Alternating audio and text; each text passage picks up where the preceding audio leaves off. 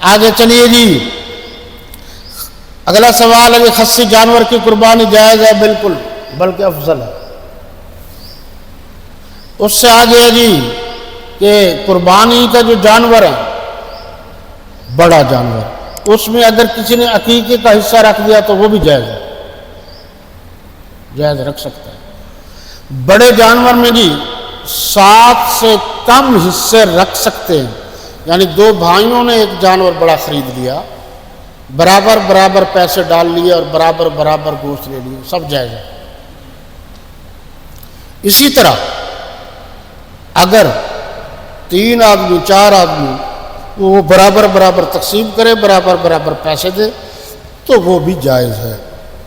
یعنی میں کہنا یہ چاہتا ہوں 7 حصوں سے کم ہیں تو وہ بھی جائز ہے۔ اوجری، یہ بھی ہمارے ہاں کچھ ان پڑھ بریلوی حضرات ہیں، وہ بڑی جلدی فتویٰ دے دیتے ہیں جی اعلیٰ حضرت نے لکھا جی اوجری کھانا جائز نہیں۔